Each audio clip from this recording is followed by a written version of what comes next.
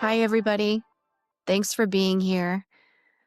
Thanks for clicking on this video. This is the place where we slow the pace just enough to reconnect with ourselves so we can move forward with clarity, courage, and purpose. I'm Kendra Chapman, and today's conversation is about courage, change, and following the quiet pull towards what lights you up. So here's something fascinating. Research shows nearly 70% of people feel stuck in work or feel stuck in a life that they've outgrown. Yet only about 20% take meaningful steps towards change, not because they lack ability, but because fear gets in the way. In this episode, I'm joined by Mary Girardeau, a former engineer and now energy coach, an entrepreneur who courageously followed her calling during a major life transition, one that was amplified during COVID, a time when many of us were forced to pause and reflect. We talk about why courage isn't confidence, it's action despite fear. How energy coaching helps you understand what drains you and what fuels you, and why vulnerability and sharing your story, especially through public speaking, can create deep connection and empowerment, and how coaching support systems help guide us through career and identity shifts. If you've been standing at the edge of change, exploring those growth edges, feeling pulled towards something more, but wondering if you're brave enough to take that leap, this conversation is for you. So take a breath, settle in, and let's go slow to go fast. And let's dive in.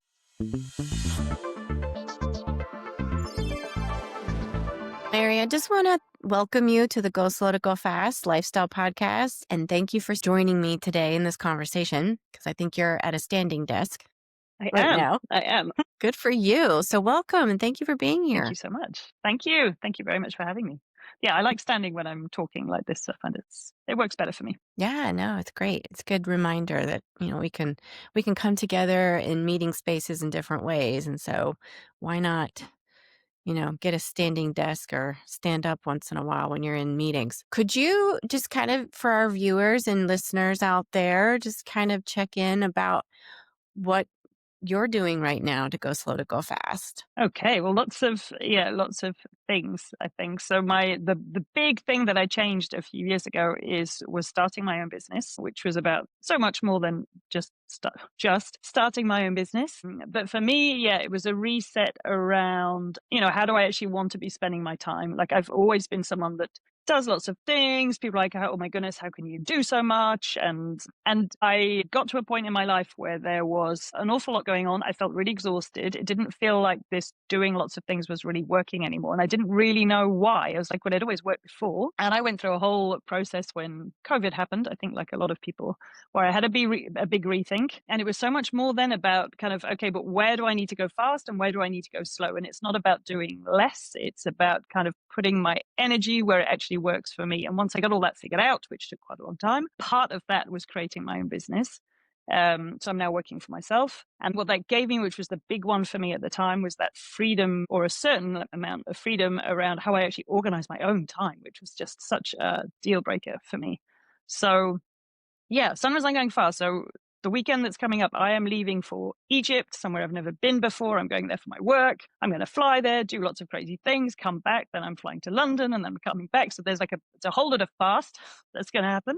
And so this week, seeing that coming, I'm kind of going slow. I'm doing some work, but I'm taking the opportunity to pick my daughter up from school a bit earlier, not be crazy rushed mum like I can be sometimes. I've got work to do, but I'm not setting myself a crazy pace. So I think it's all about kind of this fast and slow is about not doing all of either one of them, but it's finding the ups and downs that actually kind of start kind of fitting with how we want to be. Because I like going fast, but I can't do it all the time. Right. Yeah. It's about pacing yourself. And I like how you kind of allude to the fact that you had a big change in the way that you showed up every day. And definitely COVID was a catalyst for that. But could you just kind of walk us through a little bit of your thinking around that time?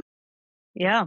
And where you kind of started and then how you've ended up where you are? Yeah. So I So I'm an engineer. That's kind of that was what I was trained in. That's the industry I've always worked in. And so I'm from the UK originally. I worked in the UK. I came to France. I came here really for a change of lifestyle. I'm really into sports. So I came to the south of France where it's hot and there's a beautiful sea and there's mountains, and I could do triathlon, which is what I was really into at that point in time.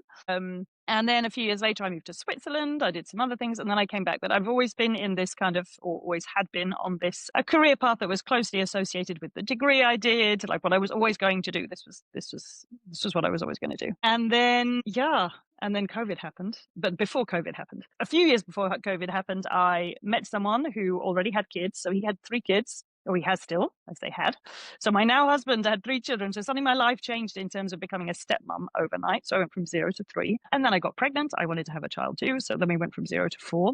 And that's an awful lot of change in quite a short amount of time. And even if I was very happy about that, it just threw all of the normal rules and what I was used to completely out of the window. And of course, I went into it very like, we're going to make this work. It's not the easiest situation, kind of with so much change for me, for them. And so, like everything, I just kind of put everything into it. And then, I kind of knew something was off. Like I could feel there's like, why do I not feel happier? Like I've ticked these boxes, the family, the great job. I have a great job that's stable. It's interesting. I'm surrounded by this loving family. Why am I not like, feeling happier about this? Or why do I still feel frustrated? I was noticing how kind of tired and irritable I could be, but I mean, we all are sometimes, but in a kind of a bit all the time way. And I just didn't even have time or the energy to kind of stop and think about it. I just knew there was something that was off. So COVID happened. It's like, what on earth are we going to do? This is like the worst thing ever. But what it did do was completely throw off our schedule. I mean, I was still working, but as it turned out, part of my work was actually very strategic. So a lot of the strategic decisions were all just put on hold. So I did actually have more time than before. And we certainly weren't traveling to work or taking the kids to school. And as it turned out, I got this new window of time, and it was in the morning. So first thing in the morning, everyone else was still in bed. I would have an hour, maybe even sometimes 2, which is like amazing. 2 hours to myself. And I would sit outside in the morning. My goodness, it was like, what's this wondrous thing that has been gifted to me? Finally, it started like clearing some space in my head. And I was like, there's just so many things that seem wrong. And I had bought a book called Be a Free Range Human that had called to me, and I hadn't really sat down and read it at all. Started reading the book, so much in there resonated, and it was lots of things about doing what you're passionate about. Why do we spend so much time in corporate jobs, doing things that we kind of, the job description says we have to do, and maybe it's not us, and what do you really love, and why, when you started work, what were you really looking for anyway? So lots of really big questions. And then I was like, I need to take this whole subject further. I worked with a coach, and I had a massive rethink about what are my priorities? Who am I? And kind of no wonder the way I'm trying to kind of do things now doesn't work anymore. My life's completely different. I'm in my 40s. I'm no longer in my 20s, and my life is completely different. There are the kids. There's I've come so far in my career, but like, do I have to keep doing the same kinds of things? Maybe I can do something different. And that all brought me to, I wanted to get into coaching. I wanted to run my own business. And the real key for me was, feeling like I actually had a bit more decision making over how I spent my time and how I kind of spent my energy, which felt really difficult in the job that I had before. Yeah. So that got me to here. And I love how, and you kind of said it throughout your just explanation of like where your mind was. Like you knew something wasn't right. It was off somehow. You didn't know what it was. You had bought a book, you had it on hold. And then when the time was right and you were ready, you could dive in. And then you started really pulling back the layers and figuring out what your next steps were going to be. Little did you know you were going to be doing all this other stuff that would be very different than where you were before COVID. And I'm sure there's lots of people out there that can resonate with that. And I had a similar experience. I think we all, at some point, we paused. I'm hoping we did during COVID. And we had a positive pause where we could reassess what's important, what we value. And so now that you're on the other side of all of that, talk a little bit about what core energy coaching is. Like, what does that look like? Because I see that that's something that you work with in your coaching with others, and just kind of expand on that a little bit. With great pleasure. I'm very passionate about this subject. So back to the COVID story. So when I started on that journey, one of the books I read is a book called The Power of Full Engagement. And it's a book that talks about energy, about burnout. It started talking about, at the beginning, about working with sports people, which spoke to me, and about how you actually do training and competition. And it's all about, the big events are the competitions, and you expect this sort of high energy, everything gets ready for that. And then there's a period of recovery, and then you train, and then you go back. And we don't expect in sports people to perform at their top all the time. So why do we do it like everywhere else in life? Why in a corporate job do we expect a sort of high constant performance that we know it doesn't work, but because the context is different, we kind of just change all the rules and behave as if you were machines. And this started speaking to me so much, and I was like, well, this is exactly what's been kind of wrong for me. Like, I just feel like I don't have any energy anymore. So it took me down this road of thinking about my energy differently. And in the book, it talks about spiritual, emotional, and physical energy, and kind of putting that into categories and thinking about, okay, well, where is that working for me? Where isn't it working for me? Was already really, really helpful. And then when I started looking around for coach training, because I wanted to be a coach, I discovered this organization called IPEC, and the whole approach is around something that they call core energy coaching. And I was like, this is already starting to sound like I found my thing. So then I joined that course, and yeah, the whole program is around how you look at your energy and a whole model and framework and assessment. And it just works, and it just resonated so much for me. And I see it working so well with clients, because I think we talk about things like psychology or emotional intelligence, and all of these things are very important and are elements in the end of the same thing. A lot of the time it's just different ways of talking about the same thing, but it needs to kind of make sense to people. And that this word energy just speaks to me. And I was like, well, this is it. Like, this is where I was. I had this, like I said, a kind of a good job and a lovely family, and everything was kind of okay, but energy at all. And I was like, this doesn't make sense. Like, more or less getting to sleep, and I'm kind of doing the sports I did, and tick, tick, tick, not working at all. And then realizing that a lot of it, for me at least, was coming from the spiritual side of things, the fact that my priorities were not really kind of lining up, but seeing that as actually a source of energy, it just made so much sense to me. And then that's what happened. So there I was, feeling really drained, really exhausted. I mean, I didn't quit my job straight away. So the following year, when I started my coach training, I was still in a full-time job. I had so much more energy. I was like, okay, so I've just added a whole load of new things into my life on top of what I was doing before. And I have more energy now than I did before. That doesn't make sense. And yeah, but it does make sense. Because suddenly I was like, okay, I'm doing something I'm passionate about. I'm learning something new. I'm meeting really interesting people. I'm getting excited about what's coming next. Okay, it didn't matter that I was still doing those same hours, getting the same amount of sleep, and so on. So yeah, energy for me it just makes so much sense. And it, as I said, when I work with people, I really see that it makes sense for them too. Yeah. And I can see you I mean, anybody who's watching the YouTube version of this, you can see Mary light up when she talks about this. You can tell the energy changes, it shifts. So, yeah, I mean, I think if you can prioritize and focus on what you value in your day to day, the work doesn't have to change. It's just how you approach it. Absolutely. Really? Yeah. And Yeah. I've really seen that because, okay, in my case, I made a lot of, quite big structural changes, but the clients that I work with, mostly none of those kind of external things change. It's the same job, it's the same family, it's the same friends, but the energy that they have once we've been working together just goes completely through the roof. And it's okay, well, yeah, because it's all about what's going on in here, and it's about how you see what's happening. It's about how you're interacting with those people, and then those relationships change. And so even if it's the same people and the same, it all starts shifting, but it's coming from inside, and that energy is really coming from inside, and then you can see it on the outside. Yeah. So it doesn't sound like you were scared of doing this at all. It didn't bring you any sort of fear. It was coming from a place of joy and positive energy. Yeah, there was plenty of fear Yeah. too, though. Fear. Okay. Yeah, I mean, well, yes and no. So it was kind of easy at the beginning in this kind of COVID bubble of life's not kind of like normal life to just go, yeah, I'm going to do this, I'm going to do that. The coach I worked with was like, quit your job tomorrow, just go. Like, yeah. And then it was like, okay, well, I have a mortgage and responsibilities and so on and so on. I need a slightly more structured plan than this. Yeah, what came up, and that was what's fantastic about being trained as a coach, is you spend a lot of time getting coached. So in that process, it came up a few times, this thing of, well, hang on, I've had this sort of scripted career so far. Like, I've done the things I'm supposed to do, and my salary has kind of gone up, and my responsibilities have gone up, and I have a mortgage, and blah, blah, blah. How can I now do something which just throws all of that kind of into question? And maybe I'll be earning nothing tomorrow, or maybe that was pretty scary. That was really scary. I realized I had quite a lot of, we call them gremlins in coaching. So things around being responsible for myself financially, being scared of what it might mean if I couldn't be. Would I need to be more reliant on my husband than before? I didn't want to do that. I wanted to make sure that I could always kind of take care of myself. That was actually something very strong. Oh my goodness, it brought up all sorts of things. And that kind of, it went up and down. Sometimes I felt like, yeah, everything's possible. And of course, I had moments of being scared and also realizing how much of my identity was tied up in the job I had.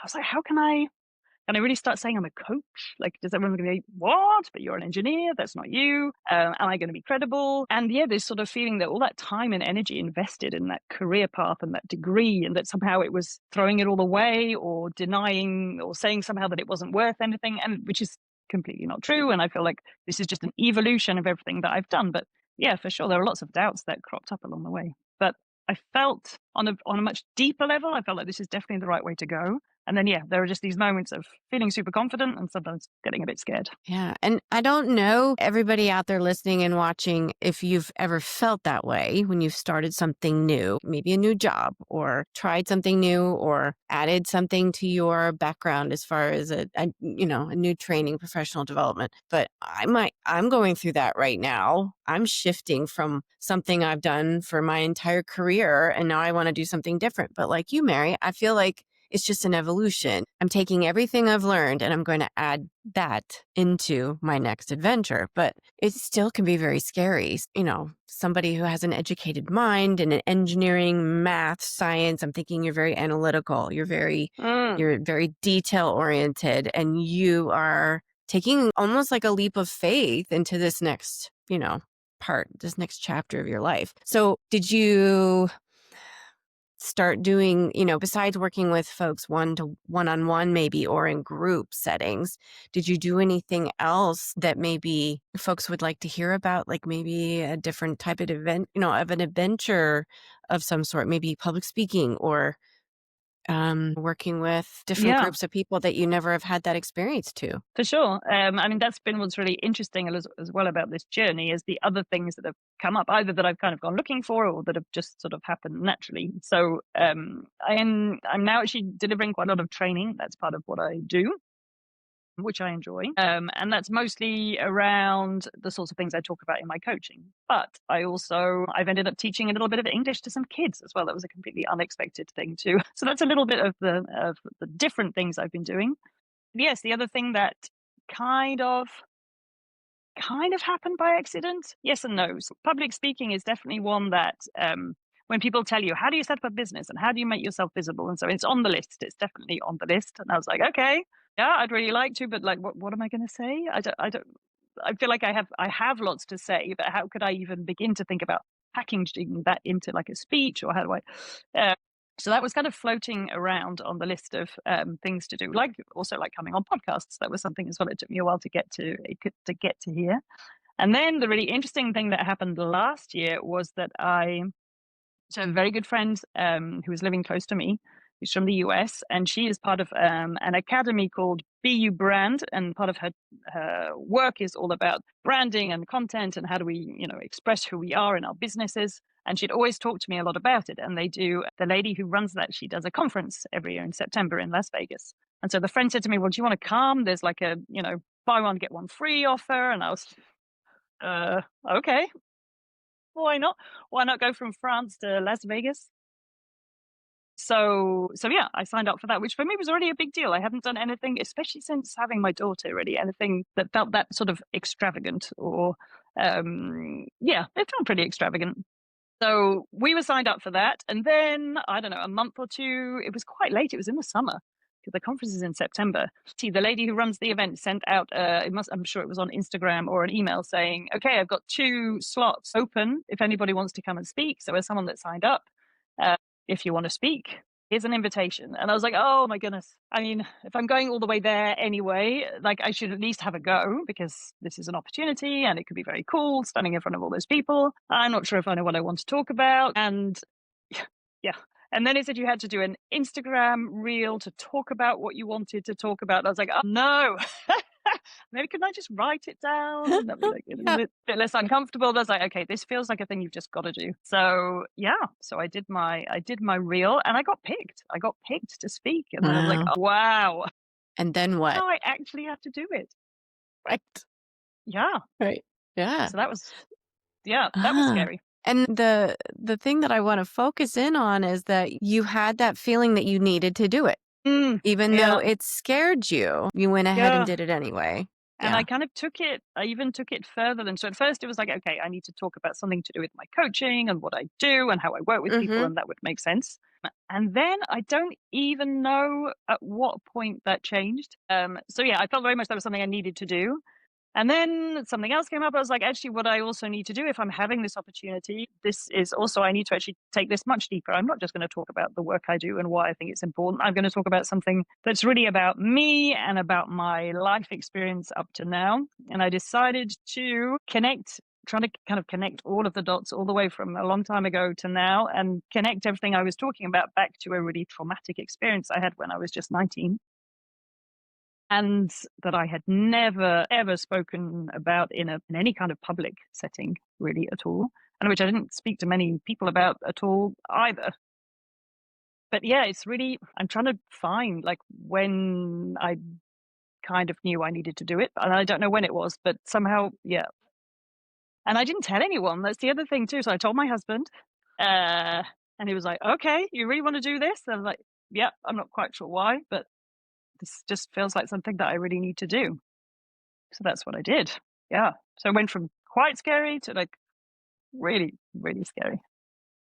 And you've talked about the gremlins in coaching, and I don't know if that's, just negative self-talk or if you would put that more into, like, egoic mind, like, whatever is going on there. But, we're Mm, gonna have our ups and downs. That's what it is to be human. But, wow, to put yourself out there like that and then really put yourself out there. How did it yeah. feel after? So when there were kind of two phases to it. So, Mm. I mean, I was pretty, still very sure I wanted to do it, but pretty terrified when I was actually standing in the room waiting for my time to go up. And also just thinking, nobody is expecting like what I'm actually going to talk about right now. So I did it. Yeah, did it feel good on stage? It did feel good. I mean, it was scary. I was very much in the zone of kind of what I was doing, but it felt good. And I could feel, I mean, that's a really interesting thing standing up there is you can feel the energy coming back from people. And it was like, whoa, okay, they're really with me. I mean, you could definitely, other people said it to me afterwards, you could have heard a pin drop in that room. It was like, okay, they're here. And that was amazing. I don't think I've had an experience quite like that before.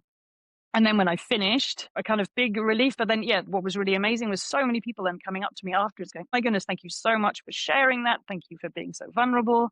The number of people that then told me their own stories about things that had happened to them, the fact that somehow hearing me talk about it made it okay for them to do the same. It somehow makes it safe. It somehow, and I was like, this is just amazing. It's sort of what I guess what I hoped would happen, but I've never had that experience quite like that before. And I was like, wow, if I can do this and think about all the good I can do for all these other people who can maybe release something or talk about something or feel okay about something that's happened to them, can I finally turn this awful thing that happened to me into something positive and kind of creative, not just something I'm kind of dealing with, but something that's actually helping other people? So that felt really amazing. And I was on this kind of high for the next I don't know, couple of weeks, I guess. And I came home and I was so proud of myself. And then what was really strange and I did not see coming was it took a few weeks, maybe it was 3 or 4 weeks later, maybe a little bit more before I actually saw the video of myself. That was actually really different when I saw it. I mean, it's always a bit like that, seeing yourself. This kind of then, oh my goodness, this inner critic of look where you stumbled over your words, look at that thing that you forgot to say. So that was like a level. And then there was another level that was just all this, I don't know, shame came up, I think, which I again did not see coming at all.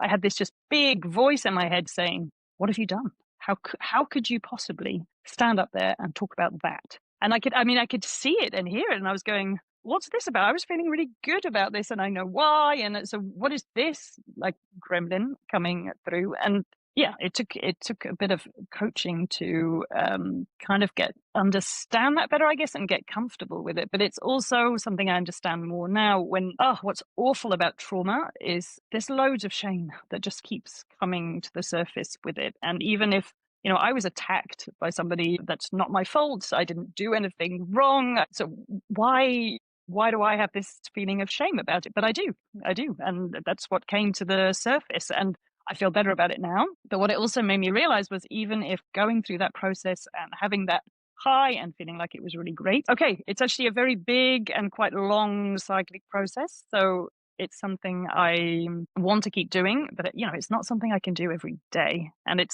took me a while as well also to get comfortable with going, okay, I've done that. Doesn't mean I now have to just jump into doing that all the time. I don't know exactly where this is going to go, actually. And I'm now kind of comfortable with the fact of saying, okay, I'm going to keep talking about it, but if the feeling comes, and I don't have to kind of have a plan for this, because people say, oh my goodness, now you've got this story out there. You need to do this and you need to do that. And it's like, well, actually, this is a lot more, this is a lot more Ah, complicated than that. Yeah. yeah, especially if you're working through stuff that's going to have you going up and down on that roller coaster. That's a lot of emotional back and forth. Yeah. But I'm hearing that thread of every time you kind of go back to that moment of how it felt, what the audience was giving you back is that Mm. reinforcement of we needed this. That's the work. That's amazing that you were able to share in that moment. Yeah. It was a bigger kind of emotional kickback than I was kind of expecting to have. Like I said, I was at least on this high for at least about a month-ish afterwards. I was like, okay. And then, whoa, yeah, I did not see all the rest of that coming. But I was like, okay, well, now I know. So yeah, it's something for me to get working through. Yeah, and as much or as little as you want to or feel comfortable sharing. I mean, it's amazing to hear that the message was received well in a Mm. I don't know how intimate a setting it was, a few thousand people, a few hundred people, but still it was Yeah. people who needed to hear it. Yeah. Yeah. And I think still don't really know what that exactly where it came from, that feeling that it was this thing and it was now and it was these people. Mhm. It was, yeah, it was the right place and it was the right time that Yeah.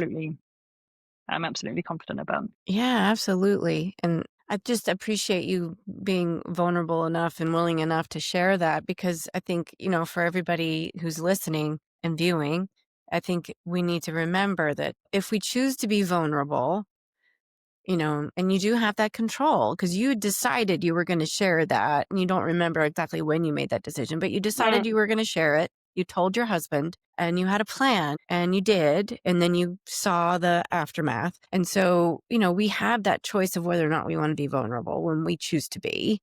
But just know that it may bring up other feelings whenever you decide to do what, messaging you want or don't want to share. Would you take it back? Do you feel like you would do it all over again that way and it was meant to be? Yeah, no, I feel for, where I was and what I was able to say or not say, and that there was no other way. There was no other way. It was the right way. Yes, I'm just not quite sure what it looks like going forwards. And uh, I really like that you talked about choice. So one of the people I spoke to after the event was someone who her thing is coaching people to tell their stories.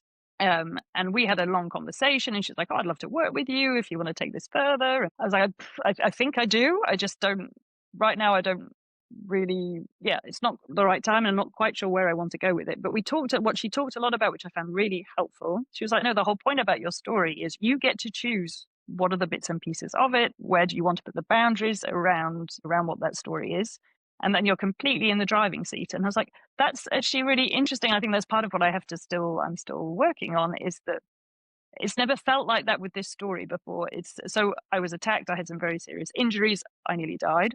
So for example, whenever I have any kind of medical conversation, I have no choice but to get into it, whether I want to or not. Some of the people I've spoken to have been so insensitive or have just asked really inappropriate questions, and I've just had to kind of put up with that. And I also had to stand up in court and talk about my experience, which was an awful experience. But it's just someone else deciding all the time, what the questions were, what I had to talk about. And I've never felt kind of in control of the story, I guess. And what is interesting about this is like, okay, but no, I do get to choose what's important about this story. This bit and this bit, that's not what I want to talk about. This bit and this bit, I do. And that feels more empowering. And that's an amazing thing as well. So trauma, the shame, actually feeling kind of empowered about at least telling the story, I think it's starting to be already kind of part of an amazing process that I can go through, which will really change how I feel about it as well. Yeah. Yeah. Choice is being able to choose what I do and say with it. It's like, oh, okay, well, that's new. So I'm still figuring that out too. But yeah, I do get to choose now. And what boundaries you want to put up. Yeah. Yeah. Yeah.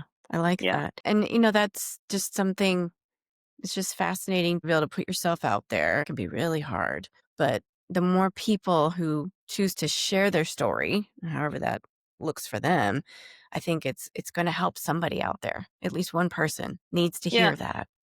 Yeah. Which is Yeah. already amazing, and it was something many years ago a therapist said to me, and I was like, "Okay," but I'm now starting to see what I can do with it, was exactly that. She was like, "Well, the ultimate, place to get to in terms of, an experience like this is actually being able Hmm. to sort of use it to help or improve things, other people, or." Right. I was like, "Whoa, yeah, okay." I mean, that was about 15 years ago. I think I had that conversation. I was like, "Okay, now I'm actually seeing somewhere where, where I could maybe do that." And like you say, even if it's one person, that's already one person that's already That's right. their life is that bit easier or more comfortable or better, or they're that much happier. That's fantastic Hmm. already. So, Hmm. yeah. And really, with that one person, you change the trajectory of that life and then their future generations. So really, just one is all we have to focus on, which is what I love about coaching. So now that you've kind of gone through that growth process and you're, thinking about what may or may not happen next, are you tackling other adventures? Are you on to something new and different? Like what's in store for you in the next year, would you say? Yeah. A few different things actually. So a few different things, but I will focus on, yeah, what I'm really doing, which is very specific to my business. So the way I work is always about it's all about energy, and that's what we talked about, and this is what I love. But then I'm kind of realizing that it's not always that easy to. So it spoke to me immediately. It's not necessary. It doesn't necessarily speak to other people straight away, or they need some support in kind of seeing how that's going to help them with where they are. And I thought that I mostly wanted to work with women who are about the same sort of age as me, who were going through a similar phase of life around kind of juggling career and kids and all these wonderful things. And it was this summer, actually, for all sorts of different reasons, I kept speaking to people who were much younger than me. And they were saying, "Oh, but I would love your help with, I'm starting out often in like a technical career, like I did. So in a very male dominated environment, we need help. Like, don't you want to help us?" And I was like, "Oh, yeah. I mean, I guess, yeah, of course I could, and I'd love to." And I don't know, again, didn't think I'd necessarily feel relevant so I had a big rethink about the way I'm doing what I'm doing. And yes, what I'm now doing is I've kind of come up with four sort of phases I don't like saying career, life, career, it's all the same thing, different phases in life. And I'm developing a program so people starting out. So it's that kind of, okay, I got the degree and I got that first job and I thought that was going to be like, and now, oh my goodness, I'm actually here. And there's all this other stuff, the environment, the self-doubt, the fact that I feel like maybe I have to work crazy hours. Do I? How do I make myself heard? All those kind of questions. Another whole piece all around coming back to work after maternity leave, that great transition that happens, and how does that work? And then as the kids get older, there's then this sort of crazy juggling phase that we get into, which I'm in. So I have a program for that period too, and then also a program for people who are at a later stage in their life and career. And that was really inspired by a client I've had who is extremely competent. She has a fantastic job. Her kids have sort of flown the nest, and it's been so. Who am I, and what is it actually I want from work? So, I mean, I'm no longer trying to sort of prove something that I'm good at my job. For example, she's extremely competent. She's already in that position. So, how do I get something different from my work? What am I looking for? Like a legacy, or is it something about taking my leadership somewhere different, or whatever it might be? And also, who am I? Like, my mum role is now rather different, so that's pretty strange. How do I work with that? So I also have a program for kind of that phase. So, and it feels much more aligned. I was like, I've been talking very much about energy and how I do things, and now I want to say, okay, there are these sort of big periods in our life where there are a lot of change and transition, and of course energy can help. How we talk about it and kind of what makes sense for people is going to be different. So yeah, I'm excited to launch those programs and sort of see who wants to come, and yeah, how I can show them that energy is just always the answer in the end, Right. one way or another. Well, and like I'm just hearing you're sharing your gifts, and that's amazing because there are people out there that need to see that change is good and it's a process. And coaching, coaches need coaches.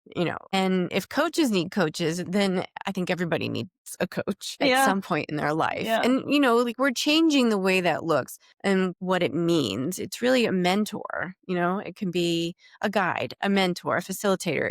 We have different hats. But really, I mean, if I could have had somebody when I started off in my career when I was 21, just kind of guiding me and showing me and telling me, like this is what, you could think about. Consider this. Imagine the trajectory would have been so different and I would have been able to go faster for Yeah. sure. Yeah. Yeah. And all that kind of heartache and questioning, and that could be just so much smoother. And build healthier habits earlier.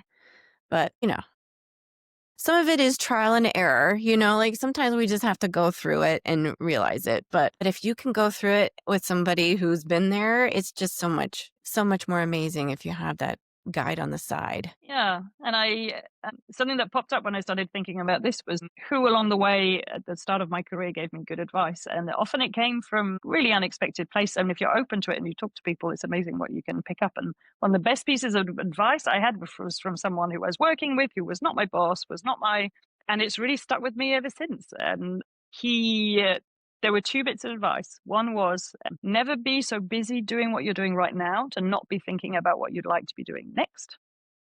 Really good advice. And he also said to me, never do a job and make yourself indispensable, because when you want to move, when you want to change, then you're actually stuck and you don't have any choice anymore. This is fantastic advice. And I remember thinking, gosh, how grateful I am now that I had that advice. Thanks, it is something that I drew on and I remembered. But yeah, that was a conversation over a cup of tea in the back of a factory with someone who I was working with just by chance. Yeah, great advice and support can come from all sorts of places. But yeah, that was very much by chance. Whereas working with a coach or a mentor, you're putting a lot more opportunity to kind of have that advice and support earlier on. So yeah, being a bit more deliberate about it. Exactly. Yeah. Absolutely. Yes. Well, Mary, I've really enjoyed this conversation. It's just, I feel like a lot of the people that I meet along the way, it's like literally a bump into you in a coffee shop and we're having tea or coffee and discussing life. But, I'm hoping that we've reached somebody out there just to kind of think like, just take a minute, look around you and see if there's anybody out there who might have some sort of wisdom Mm. and maybe that you want to share your life experience and your story with somebody else, because we all need to hear from each other. I think we're all connected in some way. Well, I've really enjoyed this conversation too. Anything else that you want to share before I let you go? I think to kind of bring it all together in what we've described, I mean, doing scary things is definitely something we should all do. Pushing those boundaries, experimenting. But yeah, also being aware, it's like in the story I told, being aware that there will also be surprises that come with that, so that it can be fantastic. And whatever happens, you're going to learn and grow from doing it. But yeah, maybe the learning and growing might be longer or shorter or more complicated than you maybe expect. But it's not a reason to not do it. It's really not a reason to just, yeah, make sure you also have that support there. So, when it is a bit difficult, somebody's got your back. But it's the only way to learn and grow. So keep experimenting, keep trying things that are a bit scary. Find out what happens. You know that, good things do come out of taking that leap and doing something that scares the what out of you, but it's okay. Well, thank you. I appreciate your Thank you. time. So anybody who wants to reach out to Mary for more, we'll have that in the show notes. We'll also be out on YouTube, and just, give it a go. Check it out and follow up and give us some feedback. Let us know how it's going. So if Mary is somebody you want to work with in future, reach out to her, and you can always reach out to me. Thank you so much for being here. Thank you. As we wrap up this video, I want to invite you to pause and reflect. What did this conversation awaken in you? Because here's the truth. Studies in positive psychology show that people who pursue purpose-driven work report higher life satisfaction, greater resilience, and lower burnout, even when the path feels uncertain. Courage isn't about having everything figured out. It's about being willing to take the next step that scares you. And while listening to the part of you that knows that there's more out there for you, Mary's story reminds us that life transitions are powerful teachers. Self-discovery evolves as we do, and sharing your story creates permission for others to do the same. And if this episode resonated with you, please consider liking, subscribing, and sharing it with somebody you know who needs to hear the same message, who needs to see this video, who might need a reminder that their voice matters and their next chapter is worth exploring. These small actions help grow this community and this channel and spread stories that matter. So as you move into the rest of your week, remember, the light in me honors the light in you. Go slow so you can go fast too. Take care and check out the rest of my videos. And don't forget to like and subscribe if it resonated with you, and share it with a friend. Thanks.